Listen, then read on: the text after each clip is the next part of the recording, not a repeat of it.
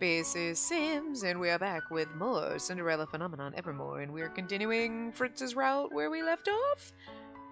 Are we in chapter 4? Yeah, we're in chapter 4 already. Okay, so we'll see. I mean, we're not gonna finish in this, but we still got, but I'm like, feel like we're getting a lot further in his than we did in others, but I could be crazy. Anyway, we should at least get to chapter 5 at this point, but I decided to head to town with 3 night escorts. I resolved to be productive in my time off and look for people who can help me decide what to do about the divide between witches and humans. Specifically, I looked for Waltz. Before, I would have gone to the Marchen to look for him, but now, with the tavern closed, that's impossible. Oh, that's kind of sad. When Delora and Parfait passed away, there was no one left to watch over the Marchen. Waltz and the other boarders have since moved out. That's like, I feel like the other ones were happier. Like, Waltz's and Fritz's just get darker as they go. And I mean, I know in the earlier ones, like, Fritz was, like, missing or dead, and you're like, oh. But everyone else was happy. Like, sorry, Fritz. But, like, I feel like everybody's, like, there's so much more death and sadness the later you go on the routes. Like, I don't know. Waltz now lives on the outskirts of Angeal, but I'm certain that he comes to town around this time to perform. There's no doubt in my mind that Waltz will be able to tell me more about the recent treatment of the witches. I searched the whole town square for Waltz, but he's nowhere to be found. Usually he's in this area performing or playing with the children, yet there's no sign of him here today. I continue to look for Waltz over the next hour, occasionally stopping to speak with other townsfolk to ask if there have been any disturbances in the area. Most seem confused by the question. Was what the witches were saying not true after all? I'm still searching when someone calls my name, pulling me from my thoughts. Princess! Princess Spacey! I don't know who's calling me, so. I turn on my heels and see a familiar man striding toward me with a bright smile on his face. A young woman walks beside him, smiling nervously. I was just wondering, and it is. I would never forget Chevalier and Anice's faces. I was like, I wonder if it's Chevalier and Anice, but... Long time no see, Princess. I'm grateful to Lady Luck for giving me the opportunity to see you today. Anice raises her head and smiles. It's good to see you again, Your Highness. Likewise. How's work at the clinic?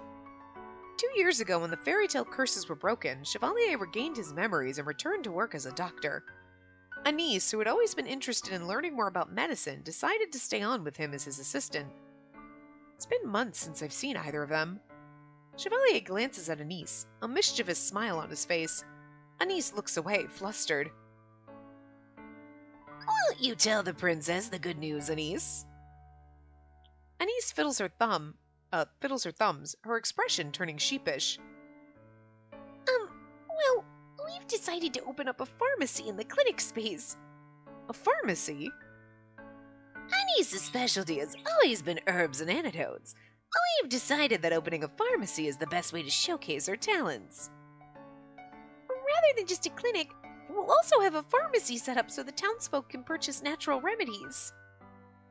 It should, be less expensive than the medicine most apothecaries sell. That sounds like a great idea. And doesn't it? Anice will do just splendidly. I hope so. Chevalier looks at her and raises an eyebrow. You should tell her about that other thing, too, Anice. Much to my surprise, Anice flushes. It's not, really important. Nonsense! Being in love is always important news. I stare between the two of them as Anice hides her face in her hands. What's this about love? Anice met a very striking young man a few weeks back. He came to my clinic to ask for my advice, you see. In the end, he spoke with Anice for hours on end about various herbs. Anice sighs as she removes her hands from her face. He happened to be the son of a visiting apothecary. He was a pleasant man. Ha! You don't have to be so shy in front of the princess, Anice. Tell her about how much you liked his smile, or about how nice he was when he treated you to dinner. I love the fact that she combines in Chevalier. You know what I mean? She's like, oh my god, it's just so cute. Chevalier! I cannot help but smile at Anice's embarrassment. Anice always did so much for others back when the Marchen was open. She deserves to be spoiled as well. I'm happy for you, Anice. Thank you, Your Highness. I pause to consider as Anise and Chevalier once again exchange looks. She turns away with a sigh when Chevalier winks at her. I wonder if maybe Chevalier can tell me about the witches. Chevalier, have you seen any witches in your clinic recently? The good mood fades abruptly. I have. And many of them show up at my door saying they've been refused treatment in other clinics. One woman who was so sickly she was on the verge of collapse told me that she'd been run out of some other place because someone was certain they'd seen her cast a fairy tale curse before. There was also another witch, a man who had burns on him. He came asking for some kind of ointment. Burns? Chevalier nods. It was a revenge crime. A man came into his potion shop and knocked everything he owned to the ground, causing an explosion. But why? According to the witch, the man said something about magic no longer having any place in Angehill. The more Chevalier speaks about the incidents, the more my stomach churns. Many of these crimes were mentioned by the counselors, but no one mentioned specifically that they'd been done against witches. I can't excuse this discrimination. I'm sorry, Princess. Sorry? Anise smiles at me sadly. We didn't mean to add to your stress. You don't need to apologize. I came seeking this information because I want to help. Perhaps I can discuss some sort of safety measures with Jurian. Sorry, I got something on my trackpad. Oh, I'm sorry. Or maybe I should address these crimes in front of all the townsfolk. Humans are sad creatures, aren't they? And they fear things they don't understand and choose to despise them rather than to open their minds. But still, He smiles. I've had various volunteers come in to help me tend to the witches. Just as there's cruelty in this world, there's also great goodness. It just so happens that violence always speaks loudest.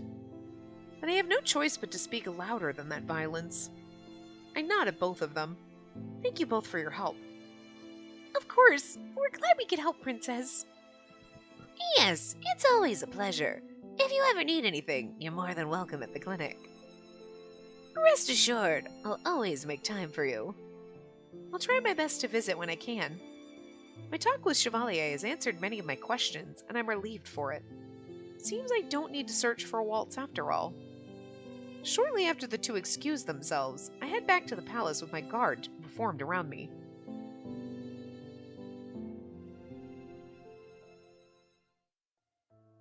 No sooner have I returned than I'm met by another familiar face. Emmeline's running toward me with a package in her hands.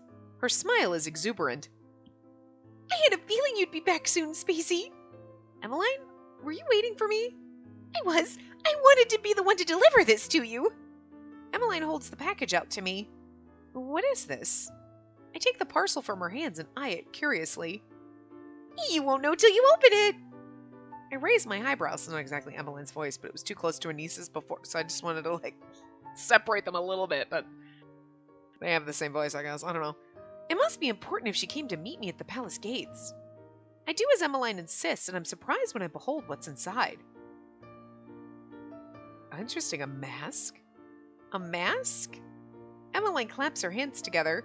For the upcoming ball! The upcoming ball is a masquerade? When did this happen? Oh my god, of course it's gonna be a masquerade. So that Fritz has to wear a mask and then he's like Varg. That's gonna be the closest thing we get to Varg, isn't it? Oh my god. Game, bitch, I clocked you. Alright. Emmeline seems to notice my confusion. It was Lord Fitzgerald's idea. He brought it up to Mother a few days ago. He said that masks would make things more mysterious. He brought it up. Do you think he brought it up after we said we did love Varg? At one point? But he was a part of you, so he's going to try to give us a little bit of... You're going to give us a little bit of Varg, huh? Yeah, alright. I see what you're doing, Fritz. Well... I'm such a pervert. I shouldn't be allowed to play these games. I run my hands over the carefully crafted mask and shake my head in wonder. It's a delicate mask, and I can't help but marvel at the intricacy of its design. What do you think? It's a lovely idea, isn't it? It is. Interesting. I wonder why Fritz wanted to alter the theme of the celebration, and why he chose masks. I look at the Looking at the mask makes me remember the masked man from 2 years ago. The man whose cocky smile I could always read beneath his mask. Varg. Fritz. Their personalities were like night and day, and yet they're the same person. That's why, even if Varg was somewhat overwhelming, I loved him regardless. How could I not when he was a part of Fritz? Besides, Varg did a great many things for me back then too. Whether of his own volition or not, he was still my knight. Except instead of shining armor, he wore a masquerade mask and an ominous-looking cloak. Again, that's exactly what the game is going for! We get a bit of Varg, but not. Spacey! Emmeline laughs when I startle. Rod was right. I do just need to say your name loud enough. I do just need to say your name loud enough. I could read. I was just appreciating the mask. Did you buy this for me? Emmeline shakes her head. No, it's from Lord Fitzgerald. Fritz bought this mask for me? Well, I can't read today. When can I ever? I cleared my throat and carefully set the mask back in its package. Do you know where Fritz is now, Emmeline? I can't say that I do. Sorry, Spacey. He said that he'd be waiting for us in our usual place, so perhaps he's in my room. The two of us always meet there before we begin our practices. It's no worry, I'll find him on my own. I tucked the package beneath my arm. Thank you for delivering the mask. Oh, it's no problem. I wanted to be the first to see the wonder on your face. I look at her, suddenly curious. What of your mask? Have you already purchased one? Yes, earlier today. She flushes. I found a special mask from Brigantia and purchased it on a whim. Oh? Aren't Brigantian masks especially flamboyant? That doesn't seem your style. Unless... I raise an eyebrow. Are you trying to impress someone? Maybe I am.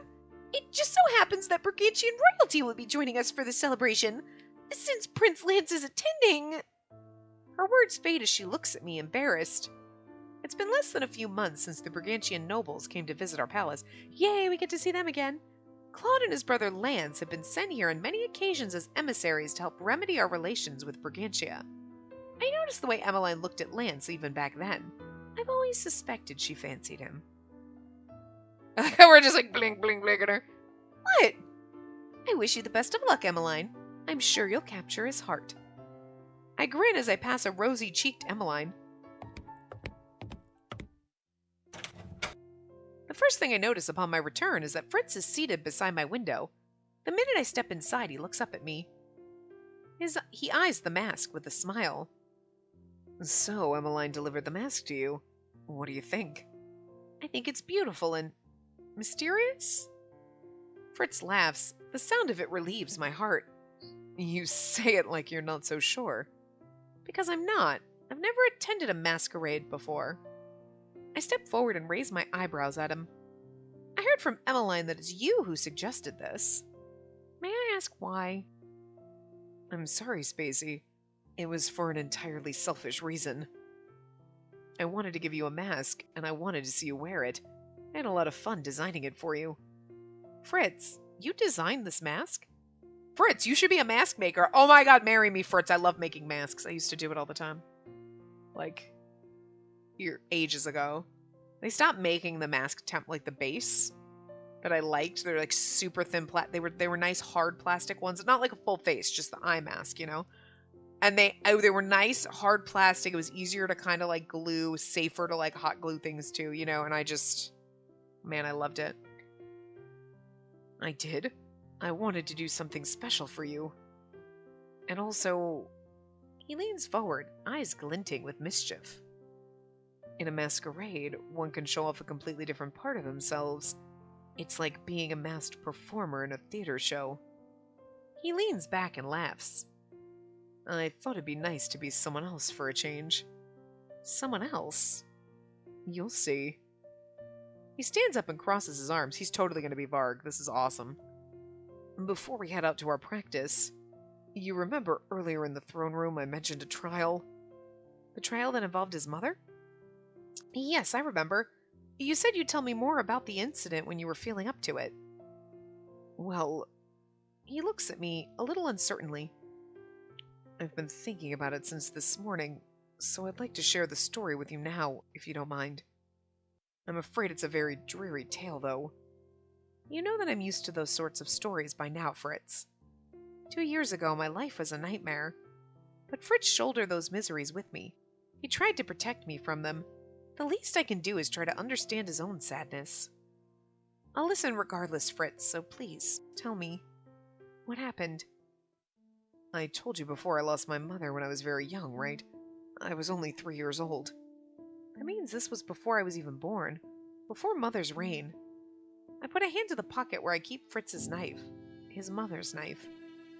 Before, he told me that if she'd had this knife on the day she was killed, things would have been different. Have I ever told you that my mother was a teacher, Spacey? I look at him wide-eyed. No, you haven't. She was a language teacher.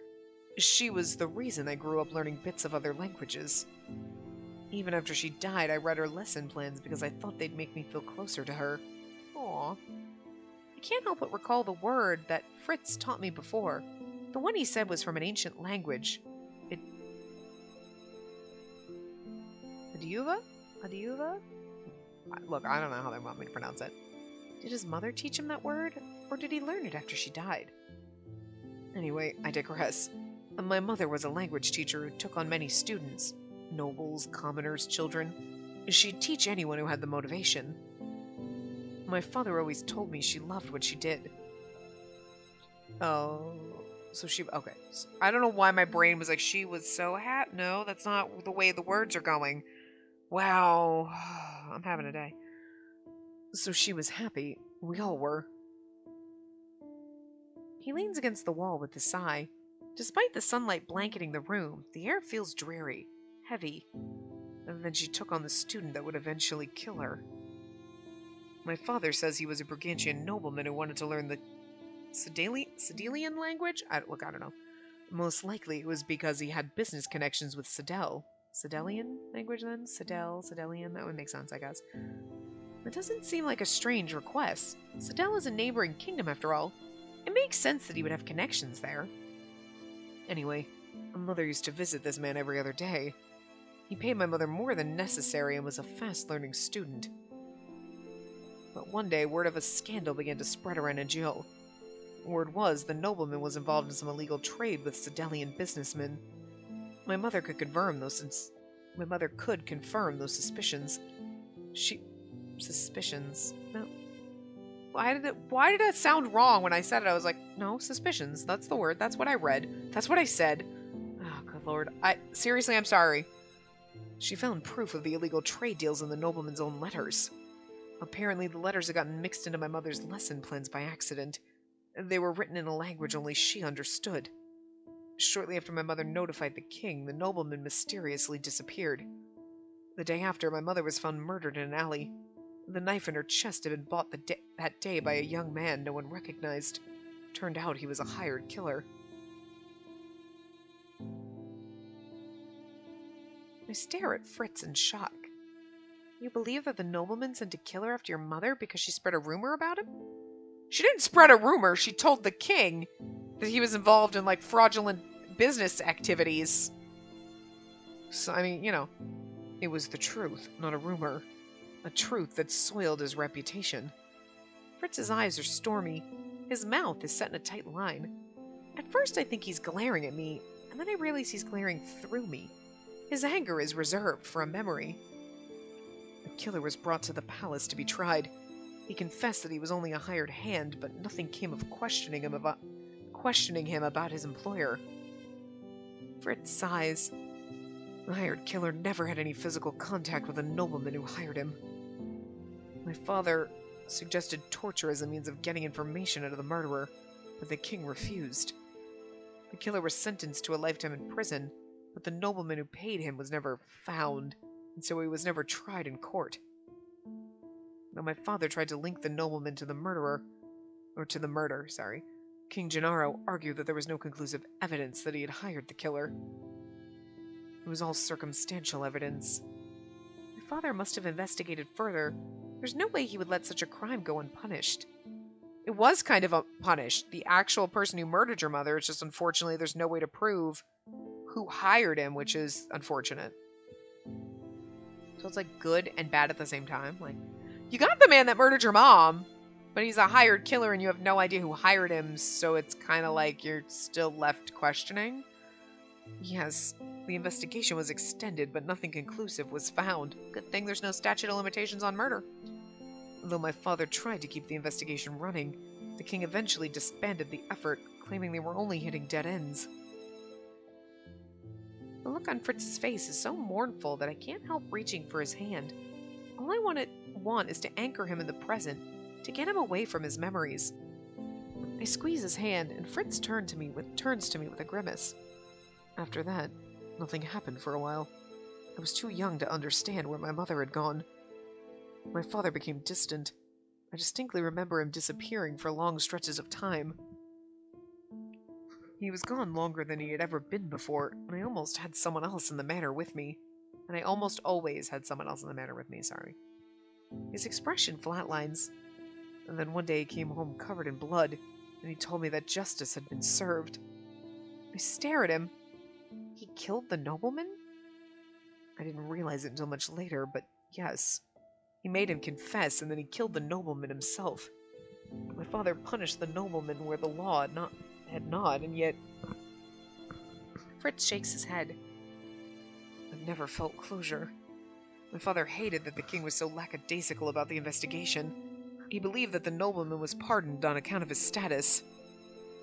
From then on, my father held a grudge against the king. After my mother died, he became stricter, tougher. He began to doubt everyone and everything, and he dealt out justice with an iron fist. He didn't hate the king then. He still thought he was noble. He still believed in the honor of the knights. He didn't become truly incorrigible until after the war, when Hildur was locked in the Tenebrarum. Before that, he was jaded but kind. After Hildur, though, after he saw what ruling with an iron fist could do to keep people in line. Fritz crosses his arms and groans. Okay, I mean, like, that kind of, like...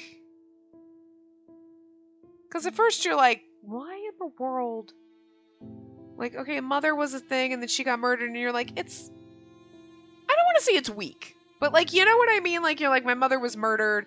It was... Nobody knows what happened. But, like, we just created a backstory from the other, but we just kind of, like, she was murdered. Like, she had a student who was shady business, stabbed.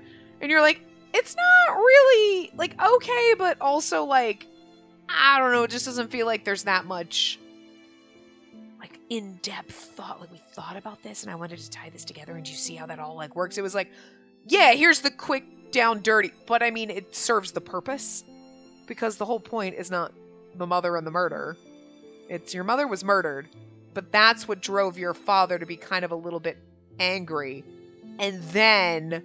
when our mother was ruling with an iron fist, that caused him to be like, yes, and then kind of sacrifice Fritz and ended with you know what I mean? Like, okay, that's really more where, like, the mother murder pertains. Like, her actual reason for being murdered, like, makes no difference to the story whatsoever. So, like, they didn't put, like, to me, it doesn't feel like there was, like, a nice in-depth twist. Like, there's a reason. It's like, she was murdered, but, like, why? Like, a noble? Yeah, okay, because I would make him mad thinking that the king pardoned him for no reason, and why would a nobleman have murdered her?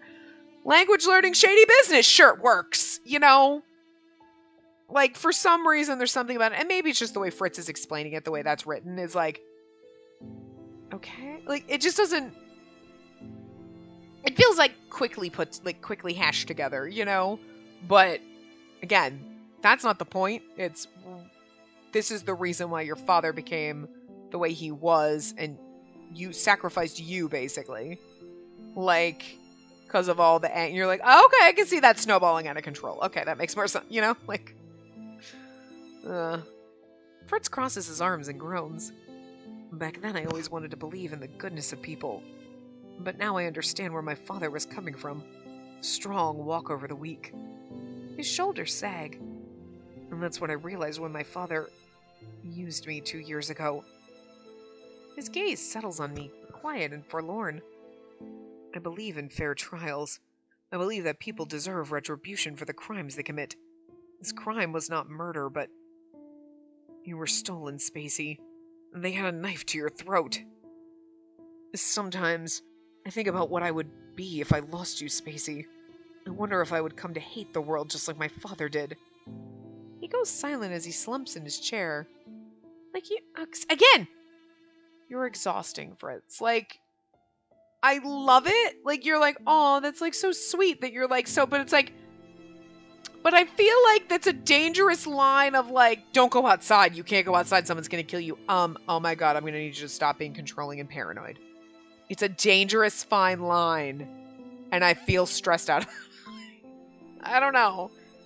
Fritz, I feel for you. I wish your whole backstory is traumatic. You're just the traumatic character. And I feel for you because I just want you to be able to take a deep breath and be okay.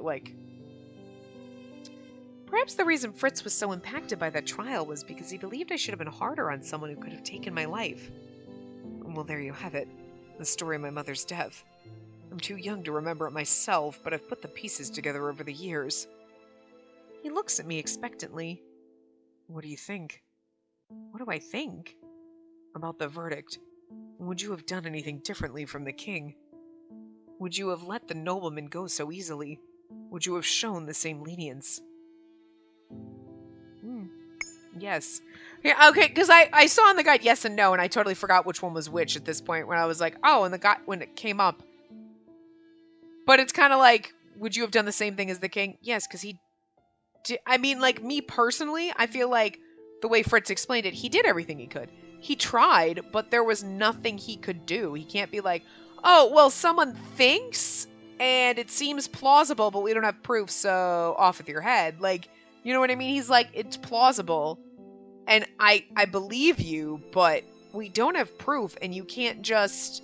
Because how many other times could someone give you something and say the same thing, and you go, yeah, no, it seems plausible, and then you put an innocent person in jail because of what seems like a plausible story without proof. You know what I mean? Seems plausible, have proof, guilty. Seems plausible, no proof, you can't say that they're guilty because what if they're not? You know what I mean? You're it's a difficult place to be, but... So I would have also said, would you have shown the same lenience? Yes, because I don't think my father did anything wrong. I think he did everything he could without making an unfair assumption that this person was guilty, and who's to say someone couldn't come up and say, you murdered someone with the no proof. Would you want to be thrown in jail? Absolutely believe you that he did it, but there's no proof, So, but that's the right answer. I can tell by the way his expression falls that my answer takes him by surprise. As much as I want to say no, I also know there's a reason the court has specific procedures for doing things. I think the same logic applies to other criminals too. Even if we have suspicions, we can't act on things that haven't been proven. We can only judge what we see and what we witness, not what we assume. See, exactly. Alcester ought to have brought the nobleman's confession to court and meted out justice that way, no matter the feelings he had for the king. I try to measure Fritz's reaction, but he only looks thoughtful. I'm sorry, Fritz. No, don't be. He smiles at me gently. Above all else, I believe it's most important for a trial to be fair. You're far more knowledgeable when it comes to things like this. Besides, it makes sense for a ruler to look at things objectively. Hearing your rationale gives me hope that justice is still feasible within the boundaries of all these rules. He shakes his head, the soft smile never leaving his face. What's in the past stays in the past. I think hearing your opinion makes me feel a little better. It's funny. My intention was to tell you more about my mother, but in the end, I learned something about myself, too. You really are a wonder, Spacey. Fritz pulls me to my feet and kisses my forehead. Then abruptly, he pulls me into a hug. Fritz? Thank you, Spacey, for hearing me out. I rest my head on his shoulder. You never need to thank me, Fritz. I want you to be open with me. I pull away so that I can plant a quick kiss on his lips. Now, shall we continue this conversation during our lesson? Fritz smiles at me. He places a hand on my back as we walk toward the door. Yes, let's. We exit the stifling room and walk out into the breezy corridor.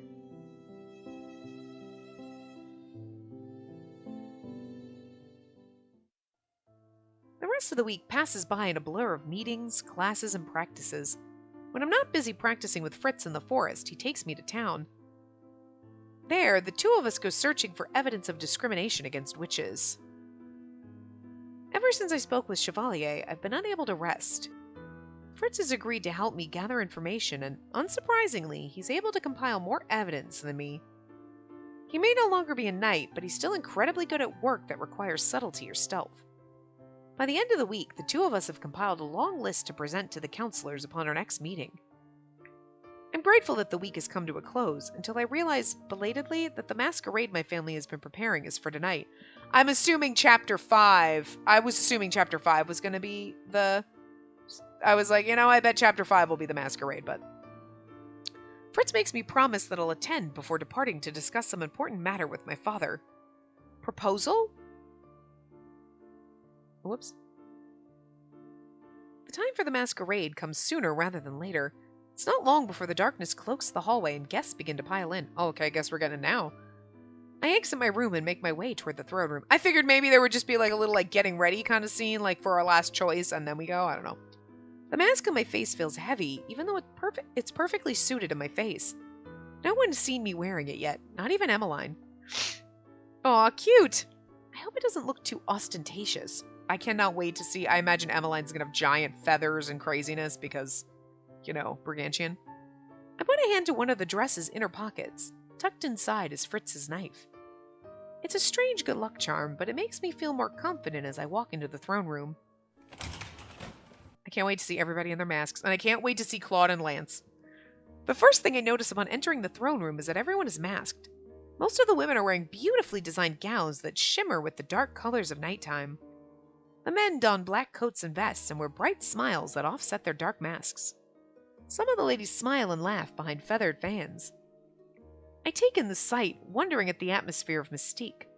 I'm startled when the announcer beside the door appears and with a bow, calls my full title and name to the gathered crowd. That's not part of a masquerade! You're not supposed to know I'm the princess! I search the faces of everyone gathered, but the guests' expressions are hidden behind their fans. My heart tightens at the sight. Why am I so nervous? I begin to make my way down the stairs, offering words of greeting to all those who approach me. I can't help noticing the nobles are more brazen on this night. Ladies titter and grin behind their fans, and more than a few men wink at me. It's like they're different people. I'm still meandering through the crowd and searching for familiar faces when I notice a man in attire similar to Fritz's. You know what would be kind of amazing? And I was like, I need like an Otome game. We need more masquerades and Otome games. But oh my god. It would actually be kind of amazing if like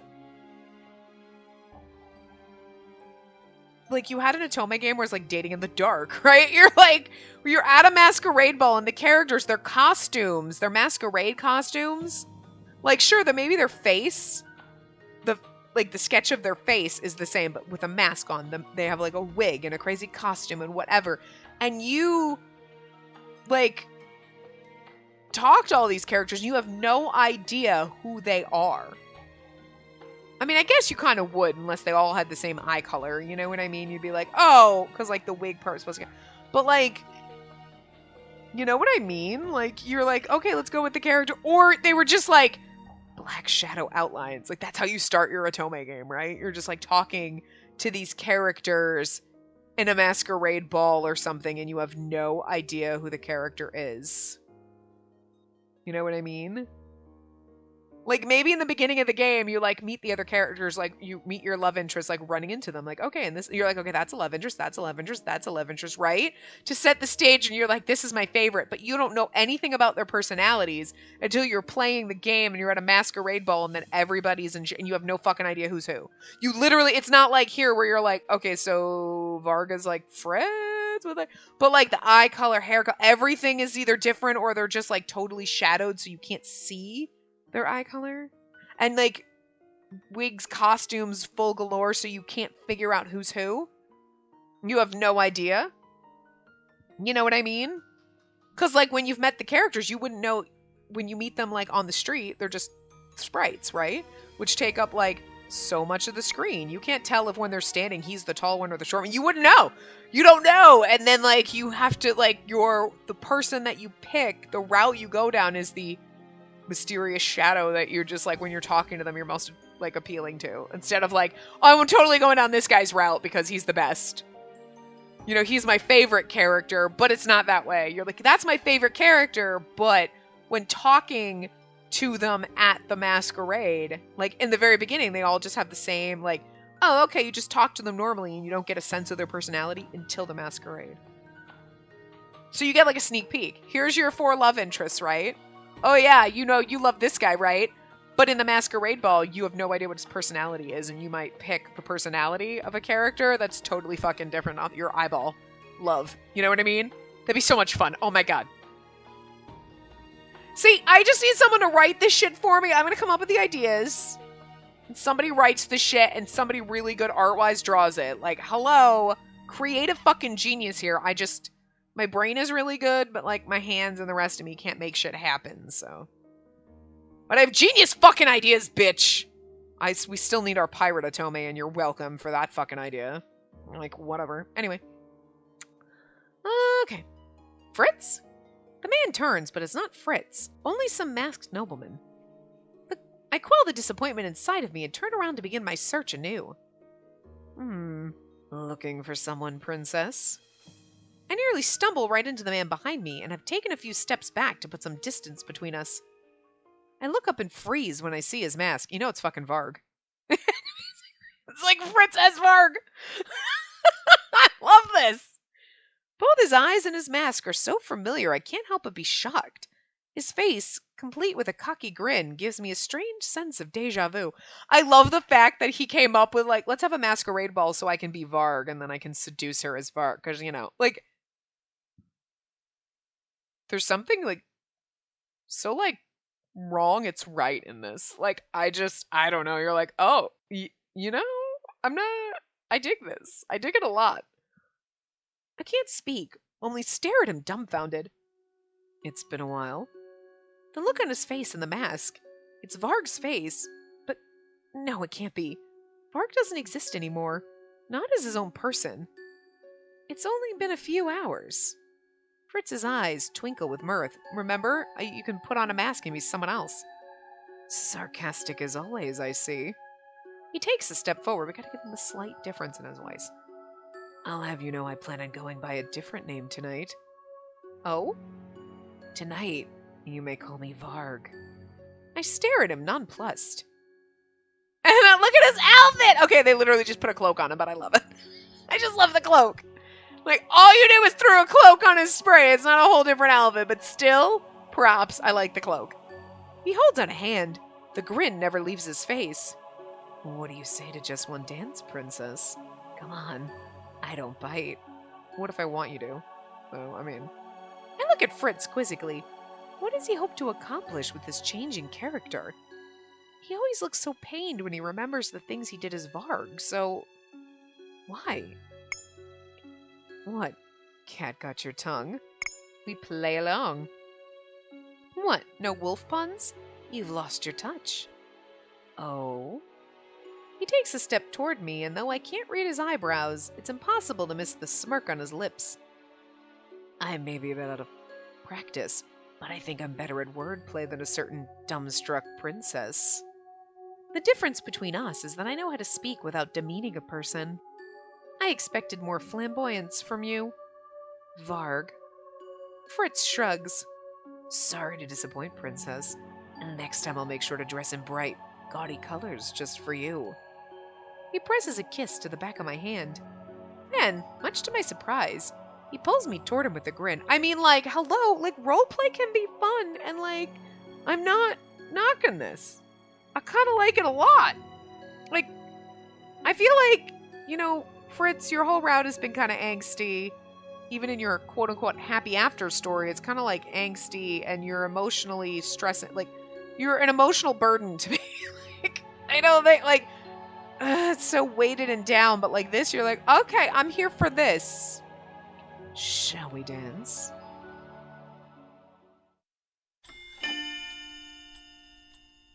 humans and witches.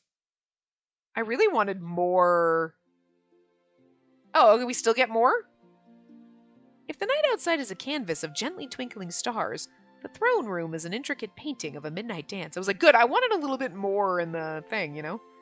I catch Fritz's eyes in the middle of our dance. They twinkle with a merriment so bright it's contagious. I can't help but smile myself. Tonight's a night for boldness and freedom, a night where we can be anything we want beneath these masks. Fritz spirals me away from him and then back again. For a few moments, I remain rooted in place, not wanting to move. Then, perhaps because of the atmosphere, I find myself standing on the tips of my toes so I can plant a kiss on his lips. The composed smirk falls away from his face, replaced by a faint blush. As abruptly as he pulled me toward him, he suddenly twirls me away. Feeling more brazen tonight, aren't you? Oh, and here I thought you knew how bold I could be. Fritz grins at me. You're the type that enjoys kisses stolen in secrecy. All of the more intimate things tucked away, where no one can see them. That's the princess I know. But maybe you don't know me as well as you think you do, Lord Fitzgerald. Or, I'm sorry, it's Lord Varg tonight, isn't it? Fritz doesn't deign to respond with words. He leans forward to plant a kiss on my forehead before spinning me away. And just Varg will work for tonight. And what am I to call you? Me?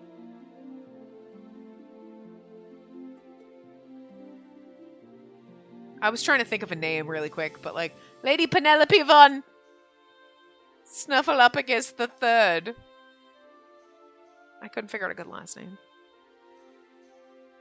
Lady Penelope von Spacington the Third. There you go. Perfect. There we go. Lady Penelope von Spacington the Third. Can't forget the third. There we go. Perfect. Perfect. Rebranding the channel. Do you watch Spacey Sims? No, but I watch Lady Penelope von Spacington the Third. You know what's going to happen? Someone's going to bring that up like 6 months from now. I'm going to totally have forgotten it. I'll forget it tomorrow. I can't be the only one playing dress up, can I? A title. For me? A memory that I have long been trying to suppress surfaces. Ice Princess. It's a title the townsfolk used to call me behind my back, one I refused to acknowledge until it was too late. What's with the dour expression? In one quick step, Fritz bridges the distance between us. I'm completely aware of my hand pressed to his chest and his breath on my cheek. I turn to consider the crowd around us, but then I realize Fritz has pulled us to the outskirts of the room, away from prying eyes. Who cares? Let them stare. Hey, Ice Princess. Fritz! Whatever else I'd been meaning to say is cut off when he puts his lips to mine, stealing my words away from me. I mean, this whole thing is like, I want to watch this in a cinematic masterpiece because it's sexy as shit. Like, whatever, like, leaning over you. I'm like, oh, hey, just being like, in your sexy costume with your sexy mask. Being all slight asshole, but where you're really not. You're a nice sweetheart underneath, but like, you know, you're being a little like, well, you're being a mischievous devil. You're not really being an asshole. You know what I mean? Like, oh. I'm almost stunned enough to push him away, but then I realize that despite the abruptness of the kiss, Fritz's arms around me are gentle. The kiss, both deep and lingering, is enough to make my knees weak, yet it's disappointingly short. The moment I feel myself sinking into his touch, he pulls away and pulls a loose strand of hair behind my ear. And the Ice Princess, the one who made all of those mistakes in the past, the one who was forced to face so many of her mother's demons. And that woman is still you. The smile on his face is gentle. I came to a realization a few weeks ago, Spacey. It was this. In order to face the future, we have to face the past first. I feel like Fritz is talking more like Fritz than Varg right now. His expression becomes somber as he touches the mask on his face. And this whole time I've been lamenting my past. I've been talking about how much of my life I've wasted serving other people. I've always hated the part of myself that was Varg. It was the part of me that hated the world. The part of me that judged everything and everyone. But wearing this mask now makes me remember Varg differently. Now, I can't help but remember the side of me that laughed in the face of danger. The part of me that held tight to you even despite my curse. I did some terrible things, Spacey, and maybe you did some things you regretted too, but... He leans forward to plant a soft kiss on my forehead. When he pulls away, he's once again smiling his gentle smile. The past is a foundation, and I've realized that it's only through accepting everything that I did and everything that I was that I can move on. He gestures around the throne room. My eyes fall on the masked guests and on the jovial smiles lighting their faces. People are guilty of wearing masks around others all of the time, but give them the opportunity to wear those masks in public, and they open up and become less afraid to show who they really are. And that's why I thought a masquerade would be good for us. Wearing a mask is like looking into a mirror, I think. I smile as I weave my fingers through Fritz's. Those are wiser words than I thought you capable of, Varg. Fritz bursts out laughing. His smile turns cocky. Huh! I would be offended if I wasn't so amused. He pauses, looking thoughtful. So, will you let me call you Ice Princess? I've always thought it was a beautiful title. Ice is sturdy, sure, but it's also malleable enough to chip into whatever shape you want. Fine. You may refer to me as Ice Princess, but also... I raise an eyebrow at him. Not that I don't appreciate the flattery, but if we're revisiting the past... Fritz smirks. Fine, fine. I try to be romantic and you cut me down. Same old Ice Princess. That sounds more like the Varg I know. He takes my hand and plants a kiss on the back of it. I've been making tonight sound like it's about me when it's really about you. So I insist you choose what we do next, Spacey. I'd like to dance with you again. Oh? I didn't think you enjoyed dancing so much. I care more about your company than to dance. What if I was clumsy company, always stepping on your feet? Fritz is a surprisingly good dancer for someone so clumsy. But even then, if you step on my feet, then I'll just step on yours. I wouldn't mind that so terribly. In fact, I think I'd enjoy that immensely. Fritz pulls me toward him, setting one hand gently on my back while he grasps the other. He pulls me against his chest. Aww, pretty. This is not dancing. I have no idea what you're talking about, Ice Princess. My whole body is warm, radiating with the heat of his skin on my own. I realize with the start that the music playing in the background has become softer. Without even realizing, my own footsteps have become slower to match the rhythm of the music. Fritz moves just as smoothly, every one of his footsteps perfectly echoing mine. He never steps on my feet. I can feel his breath on my neck as he leans down to speak with me. This isn't dancing. If this isn't dancing, what would you call it? A breach of personal space. And what's the problem? We're in public. You're more than welcome to step away whenever you want. Thought so. Cute. He plants a kiss beneath my ear before pulling away. The two of us continue to dance without caring who sees us. When the song eventually fades into something more jovial, Fritz pulls away from me and raises an eyebrow. Whoops. Care for a drink, Miss Ice Princess? I nod my head at him slowly as I come out of my thoughts. I'll be back in a few moments then. Don't go anywhere, okay? Fritz walks off to get something to drink, but doesn't leave me alone for long. Only minutes later, he's returned. I stare at the glass topper he hands me one of the drinks. It appears to be some kind of animal. It looks like some kind of strange lizard. It's Karma Chameleon! What is this? Your guess is as good as mine. Apparently this was done to honor one of our esteemed guests. Perhaps it was for Claude or Lance.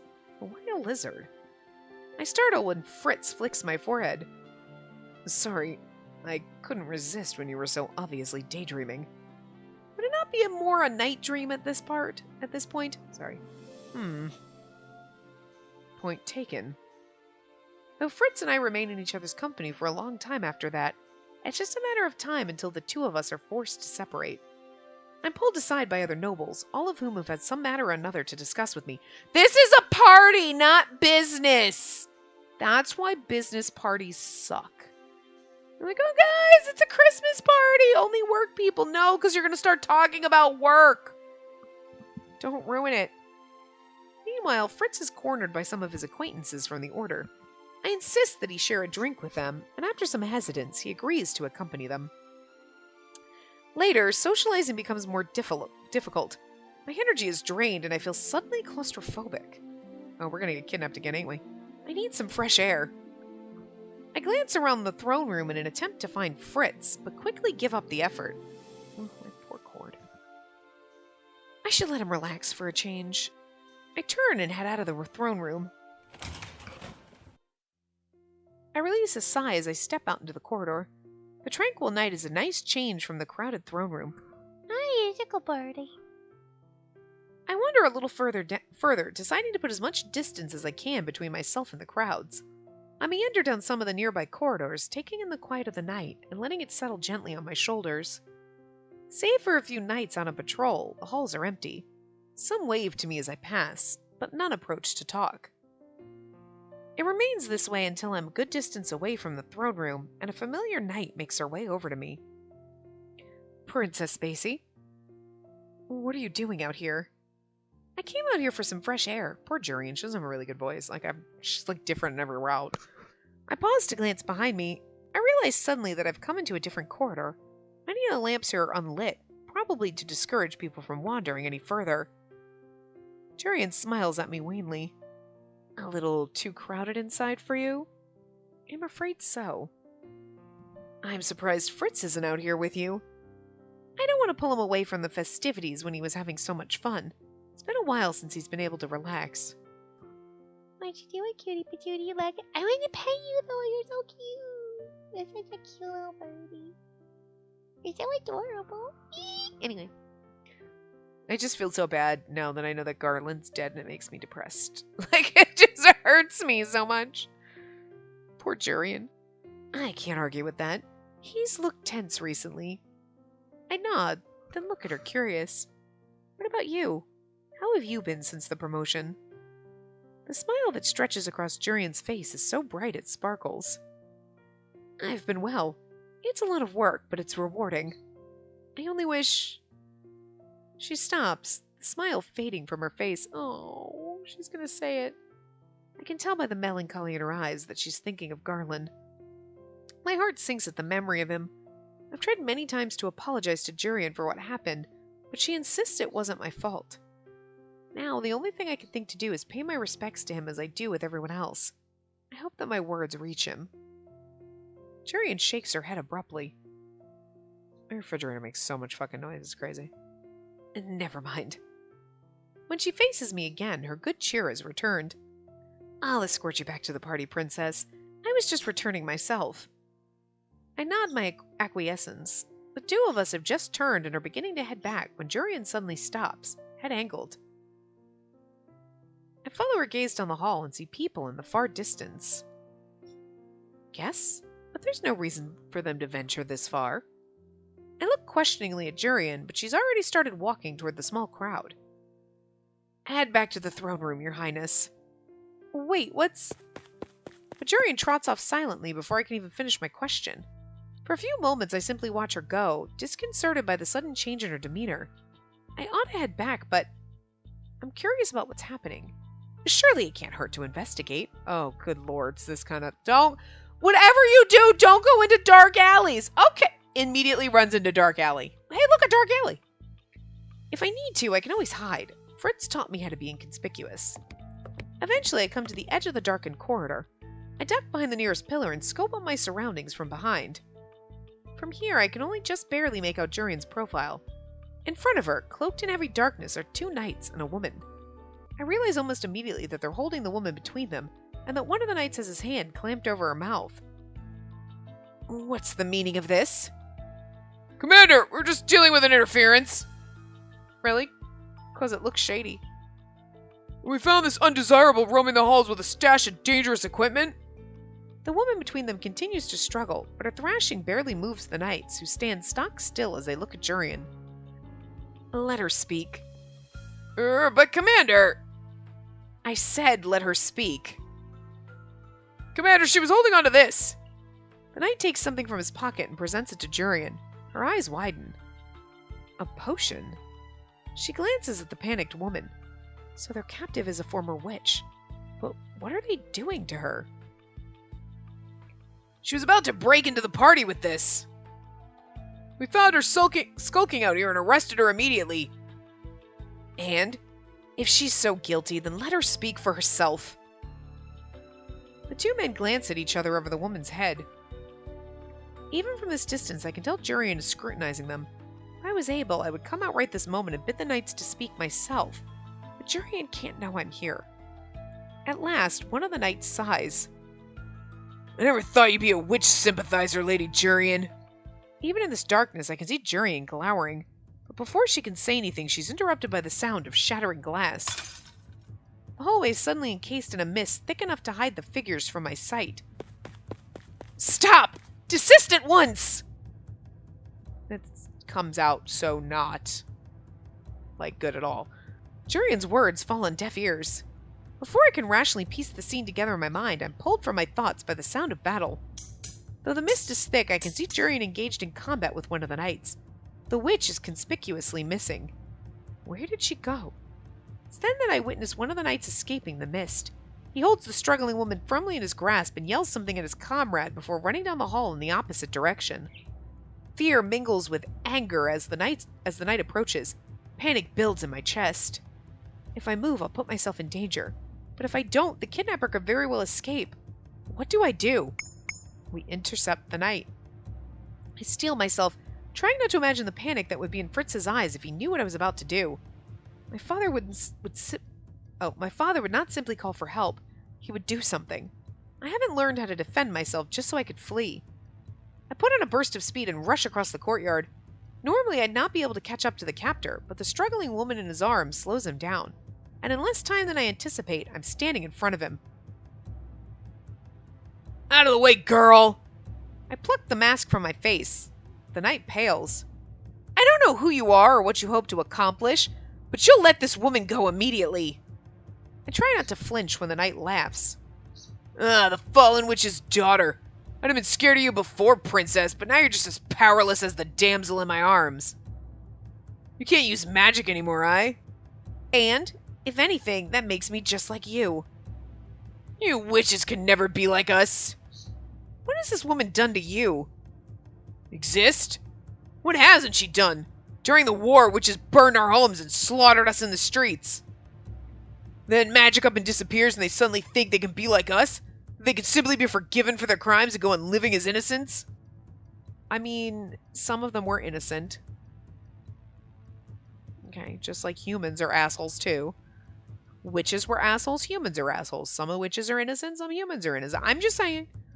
The man's grip on the woman tightens. I can see tears in her eyes. Equality? To make me laugh! We'll never be the same. I see. The knight unsheaths his sword and holds it to the woman's throat. If you value the hostage's life, you'll back away slowly. For just a few moments, I falter. Memories of my own capture replay in my mind and I'm incapable of movement. I force myself to brush them aside. 2 years ago, people died because of my bad decisions. What kind of queen will I be if I keep putting others in danger? What are you doing? You're running back and forth. I can hear your little toes clip-clopping on the couch. What are you doing? Oh, I petted you. Oh, you're letting me pet you. He's a nice birdie. You snack in your toys? I take a few steps back, and as I do so, I reach into my pocket for Fritz's knife. I send out a silent apology to Fritz, hoping he'll forgive my brazenness. Then, just as the knight lowers his sword, I lunge forward with the knife. The movement startles him, and he steps back in alarm. I slice the dagger through his hand. His grip on the witch loosens, and she uses the opening to rush beside me. She shoves something into my hands in passing. This is the last mist potion I have. The knight approaches, sword withdrawn. I have no time to think. I can't take the man on my own. I throw the glass potion to the floor. It shatters and the knight disappears behind a curtain of mist. I can still hear him approaching, though, and knowing I'm no match for him in a one-on-one fight, I grab the witch's hand and flee with her through the mist. I soften my footsteps as we move. Thankfully, the witch mimics my stealth, and the two of us reach the end of the corridor quietly. Your Highness, you... I clamp a hand over her mouth, but too late. The knight, who had been wandering silently through the mist, turns his sword in our direction and lunges. I just barely managed to pull the witch out of the way in time. But when the knight turns toward us again, I know I'm outmatched. I've been practicing, but I don't have enough experience to face a skilled swordsman. And cue Varg/Fritz. Frarg? Vargits? Still, I refuse to be bested. I do the last thing I can think of. I throw the dagger. Like, I'm not saying we need a man to rescue us, but we kind of need a man to rescue us. Well, or Jurian. I'm just saying, we need someone. But she busy. She getting the other motherfucker down, so we need someone else to get this motherfucker's. You know. My aim is off, and it glances off the knight's wrist rather than hitting him in the chest, but it's enough. It startles him, and I use the extra time to make my escape with the witch. A word comes unbidden to my lips as we run. Adiuva? I turn the bend of the corridor. Spacey! I run right into Fritz, who somehow manages to remain standing upright. What? He freezes at the sound of incoming footsteps. He sees me standing with the quivering witch and seems to piece together what's happening. He takes out his sword and turns to the knight as he approaches. The knight falters, but before he can escape, Fritz surges forward, quick as lightning. His sword rings like thunder against the knight's. Lower your sword! Jurian approaches from the opposite end of the corridor, sword raised. A group of knights trail her. The other criminal is sandwiched between them, hands bound. The captor facing Fritz has no choice but to lower his sword. With one last scathing look at the witch, he drops his sword and raises his hands. It's only after he's been captured that I allow myself to breathe. Okay, that's the perfect place to stop now. I was like, we can't stop while we're in this, like, ooh, right? So anyway, we'll stop here and we will finish chapter 5 and probably get our good ending in the next part. And then we'll do the good ending. So 2 more parts left. So just like everyone else, fits in the same amount of time. So I will see you guys next time. Remember to give the video a big thumbs up and subscribe to see more.